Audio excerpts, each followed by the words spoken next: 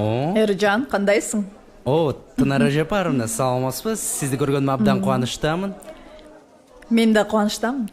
Эржан, сенин ютубтагы жана соц тармактардагы баракчаларыңдагы жумуштарың аябай эле жемиштүү болуп баратат. Эми иште атасыз Тынара Жапаровна. Кыбыраган кырдашат дейт.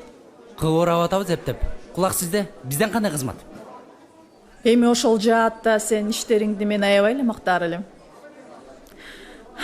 Анан ошол менен бирге сага бир сунуш, проект бар деп койсом болот. Анан ишке сен эле ашыра алат деп ойлойм. Асель Мамытовна экөөбүз сага ушуну сунуштайлы деп атабыз. Эми мактаганыңызга рахмат деңизчи. Мен өзүм мактаганды өлө жакшы көрөм. Тим более сиздей эфир жылдыздар айтып атканда. Татыктуу эмей, куп эле татыктуусуң да. Анда маселе мындай.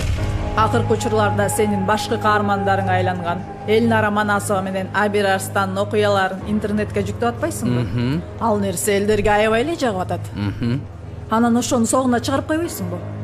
Кантип? Элнараны таптакыр эле эфирге чыккыс кылып кой. Ой, сиз кызыксыз го?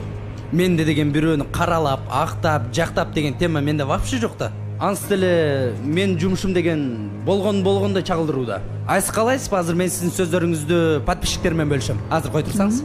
Эржан, токто, тартпа. Тартпа деп атам, Эржан. Жок, Келиңиз эми айтып Эржан. Жок. Айтпайсызбы эми? Сен мени аябай тет болуш керек экен. Ужас.